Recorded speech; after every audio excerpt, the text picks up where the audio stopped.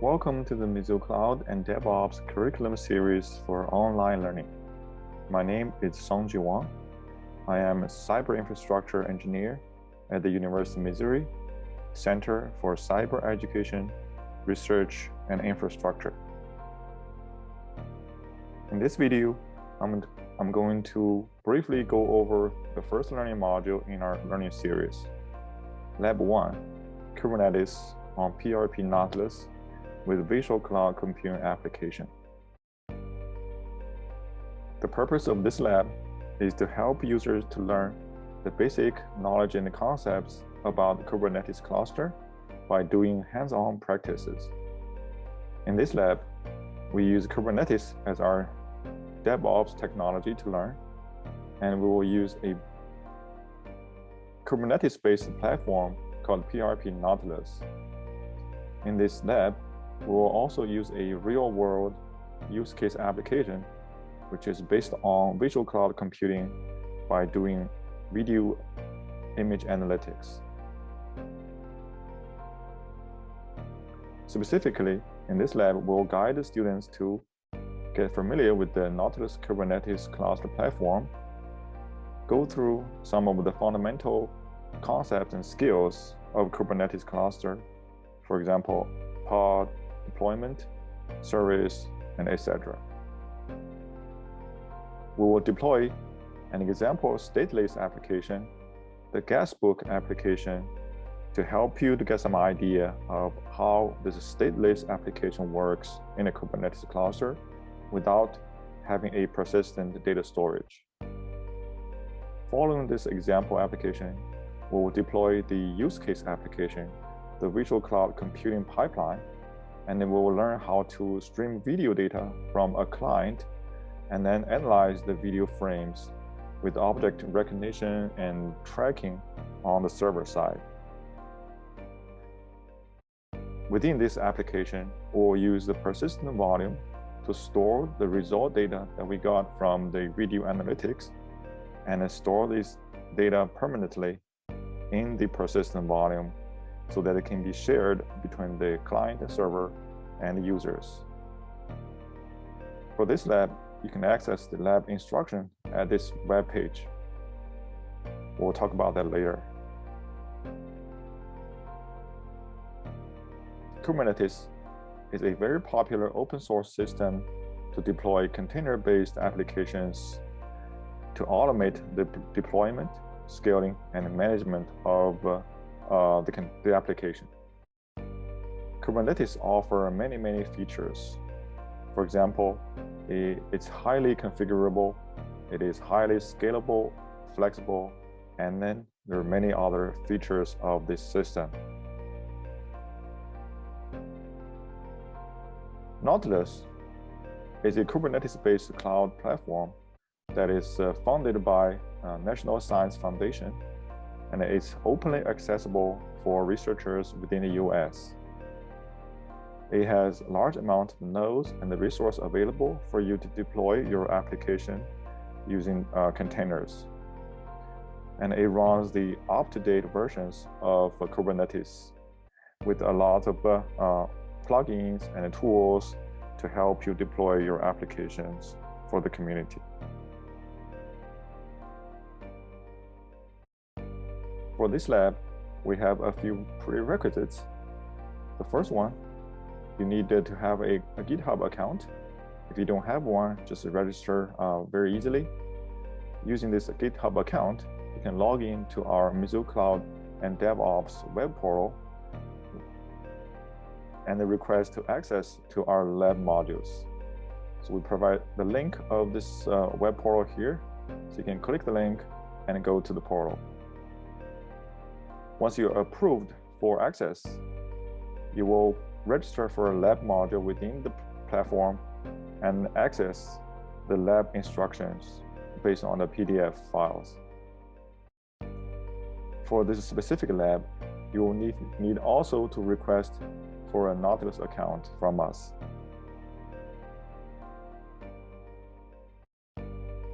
The specific lab steps for this lab. First one, we provide some overview and getting started with Kubernetes and the Nautilus. So from this section, you can learn about the basics of a Kubernetes cluster and this Nautilus cloud platform. So we provide a lot of links to these websites. So you can click the links and learn the basic knowledge about these two platform technology. To prepare for this lab, you will need to have the following three. The first one, you need to install a kubecontrol command line tools to interact with the Kubernetes cluster from your local computer. After you request for a Nautilus account, we'll provide you with a Nautilus configuration file that has a specific user's namespace, and then you will use this configuration file to set up your Nautilus account and access Nautilus resources from your local computer. The last one is you need to download or clone our GitHub repository that we designed specifically for this lab. In the repository, we provide the example YAML configuration files that you need to use for executing this lab. Specifically, we listed the lab tasks down here. The first task, you will go through some of the basic Kubernetes objects and commands of the kubecontrol tool to interact with the Nautilus cloud. And then the second task, you will deploy the example stateless application, the guestbook application. And the third one, you will deploy this stateful application, which is a Visual Cloud computing-based deep learning pipeline. After all the three tasks, you will need to clean up your lab resources so you don't occupy the resources on the Nautilus cloud, and so other people can use them. In this video, I will also provide a brief demo about the task 2 and the task 3, just to give you some idea of how these two applications can be deployed and what you expect to see after you execute this lab.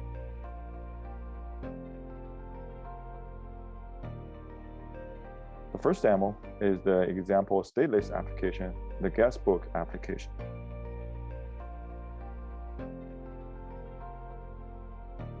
Here we have a switch to the web browser and the command line.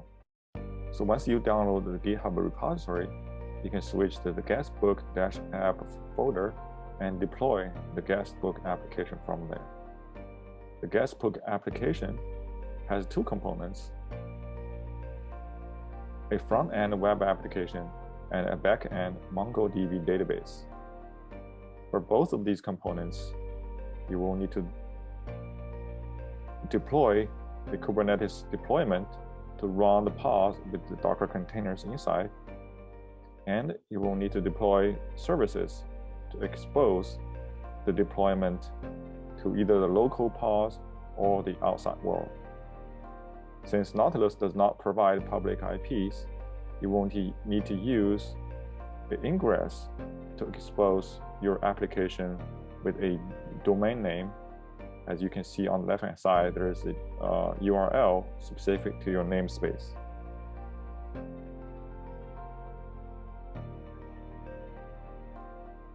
We have provided the YAML configuration files for both the front-end and the back-end deployment and services. What you need to do is just to use kubecontrol command line to apply these YAML files and then create these objects.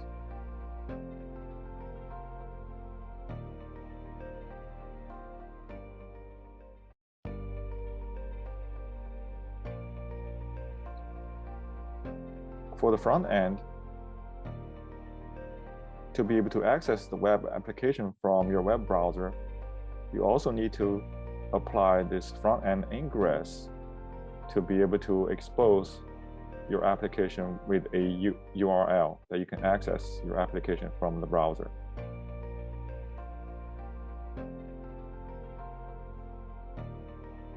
As you can see on the left-hand side, we have already deployed this guestbook application, and we are accessing this application using the specific domain URL.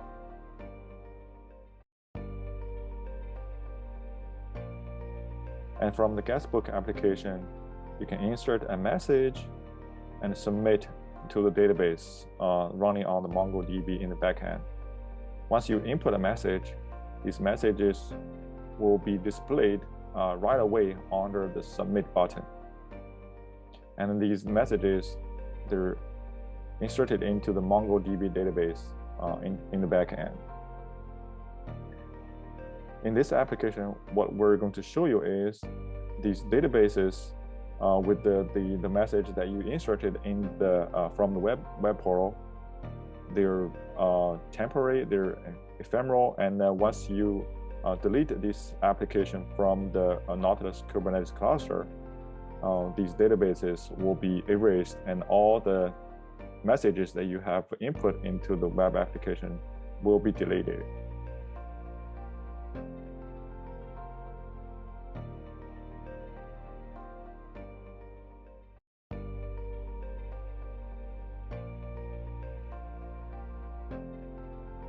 So you will delete both the front end and the back end objects by using the kubectl delete commands.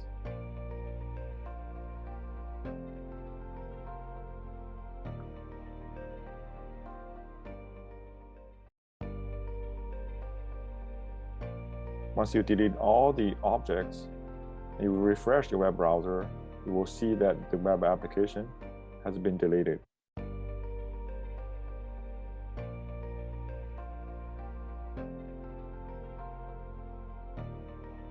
Once you delete the web application, you will need to redeploy everything and see what the difference is.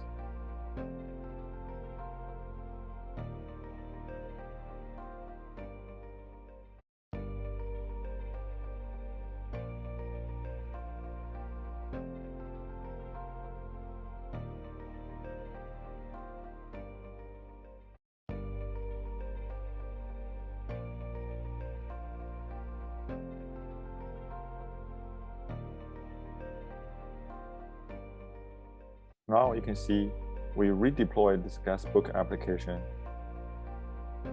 And once we access the web portal from the unique URL, you can see that the messages that we have previously input into the guestbook has all been deleted.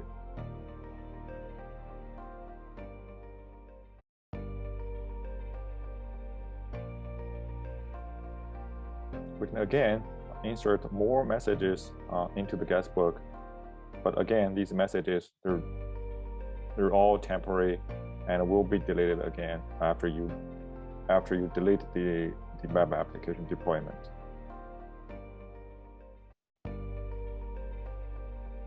Next, I'm going to show you a demo of the example stateful application deep learning pipeline in Mizzou Cloud Computing.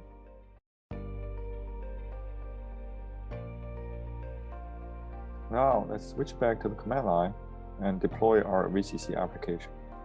From your downloaded GitHub repository, switch to the image processing web services folder to deploy the application. But before you deploy this application, you will need to create a persistent volume claim on the Nautilus platform to give you a permanent storage to store your data and the results from the application. We have provided a YAML configuration file for the PVC, so you can use it to create your own persistent volume claims. Since the persistent volume claim has a scope of the entire Nautilus Cloud platform, you will need to modify the name of your volume claim from that YAML file to make it unique for yourself. And then you can use the kubectl apply PVC YAML file to create your own persistent volume claim. Once you created the PVC, you can use kubectl get PVC command to check the status of your volume. If you see the status is bound, that means the volume is up and running and is ready for you to use for your application. Now switch back to the image processing web services folder and deploy the VCC application from there. The VCC application has two components, a client and a server. The client will send a video streaming to the server for processing, and the server will accept the video streaming and perform object detection and tracking from each of the video frames. First, we need to deploy the server. In our GitHub repository, we have provided a configuration file for the server deployment, which has the deployment, service, and ingress definition all together in one file. In this way, we make it easier for you to deploy the entire server objects with just one kubectl command. Use kubectl get pod command to check the status of the server pod deployment.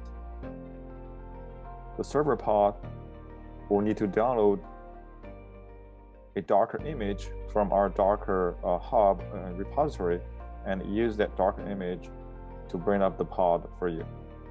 Since the Docker image has a large size, and it will take several minutes to download the image onto the Kubernetes node on Nautilus. If you keep checking, the status will first shown as container creating, and after a little while, it'll be ready and up and running. Once the server is ready, you can check the deployment name of the server and use the kubectl logs command to check the logs on the server deployment.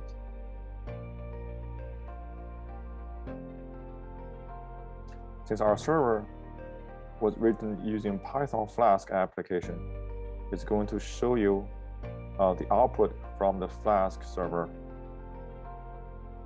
Basically, it's showing that the server is ready and that it's going to accept the video streams from the client side.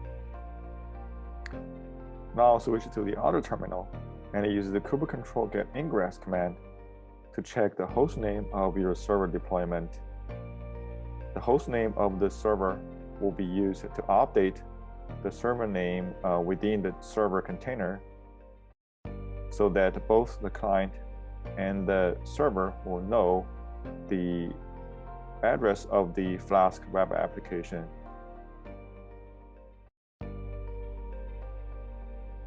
So that the client can send the video frames to the correct host name of the server.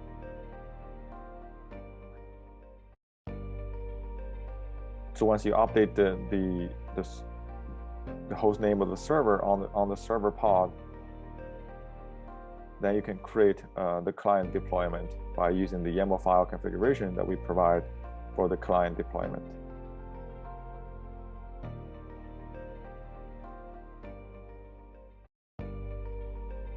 Once you create the client deployment, you can check the path for the client by running kubectl get path, and we're showing that both the client and the server path are up and running, and then they're communicating with each other using the host name that we just showed above on the screen.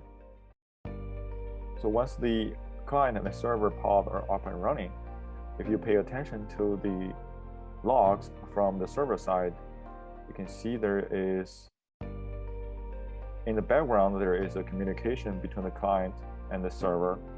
So the client is sending the video frame to the server, and the server is running the deep learning algorithms to detect the objects from the video frames. After detection, the server will output the objects that are detected in the frame with the number of the objects, confidence level of the detection, as well as an object bounding box with the location of the center and the size of the boxes. Now you can run kubectl exec command to log into one of the pod and look what's inside. Once you're inside the pod, in this case, the client pod, you can go to the folder that has the output results file for the object detection and the recognition algorithms.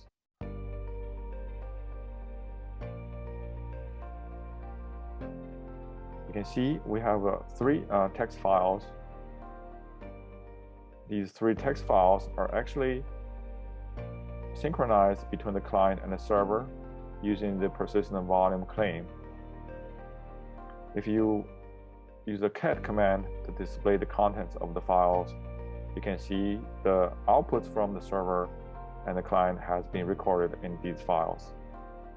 In the output text file, you can see the name of the objects and with the number of these objects has been recorded. For example, we have so far we have a car has been detected 86 times, and the truck 11 times, and etc. You can log out of the client pod and then log into the server pod to look at the result files.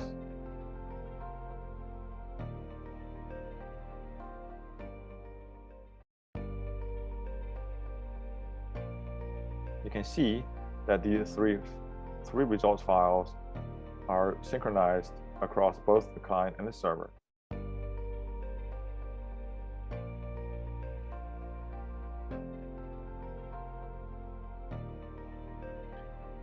If you display the contents of the output.txt, you will see that we have detected several different object types, for example, cars and trucks. The numbers are different because we're still running the server pod with the detection algorithms, and it's detecting more and more of these objects from video frames. At this point, you can run the kubectl delete command to delete the server and the client. After you delete the client and the server deployment, you can follow the lab instruction to create a test pod and access your persistent volume claim to see if your results files are still there in the volume.